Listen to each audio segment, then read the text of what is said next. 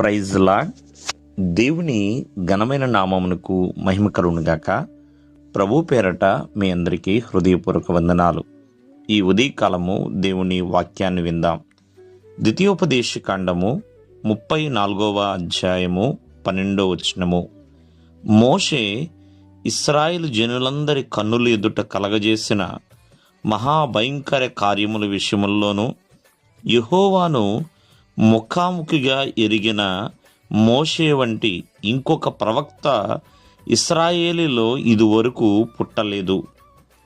ప్రియులారా, ఇక్కడ దేవుని యొక్క వాక్యము ఏమని సెలవిస్తుందంటే, భక్తుడైన మోషే గురించి తెలియచేస్తుంది. అతను దేవాది దేవుణ్ణి ముఖాముఖిగా ఎరిగినవాడండి. అంటే దేవుని యొక్క బాహుబలము విషయములో కావచ్చు, అలాగే ఇశ్రాయేల్ ప్రజలందరి కన్నుల ఎదుట చేసిన ఘనమైన కార్యముల విషయమే కావచ్చు, మరి దేవుని యొక్క ఔన్నత్యమును చాలా స్పష్టంగా ఆయన చూసినంటే వ్యక్తి అండి.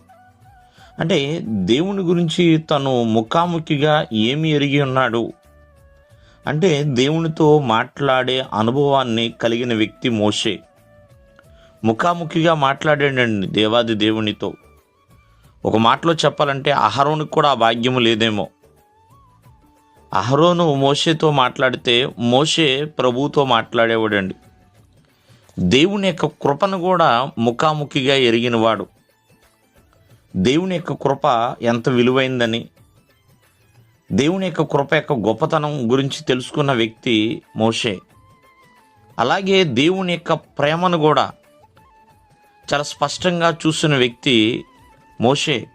ఎందుకంటే ఆయన ప్రేమ ఎటువంటిది, అలాగే దేవుని యొక్క కోపాన్ని కూడా చూసిన వ్యక్తి మోషే. ఇశ్రాయేల్ ప్రజల పట్ల ఎంత కోపం కలిగి ఉన్నాడో దేవాది దేవుడు ఆ కోపాన్ని చూశాడు, ప్రేమను చూశాడు. అలాగే దేవుడు చేసిన అద్భుత కార్యాలు చూసి ఉన్నాడు. అలాగే దేవుని యొక్క జ్ఞానాన్ని చూసిన వ్యక్తి, దేవుని యొక్క మంచితనాన్ని చూసిన వ్యక్తి, దేవుని యొక్క మహిమను చూసిన వ్యక్తి. అందుకనే ఇశ్రాయేల్లో అది వరకు అటువంటి ఇంకొక ప్రవక్త పుట్టలేదు, మోషే వంటి ప్రవక్త పుట్టలేదు. ఆ దేవాది దేవుణ్ణి ముఖాముఖిగా ఎరిగి ఉన్నాడండి, చక్కగా స్పష్టంగా చూసి ఉన్నాడు.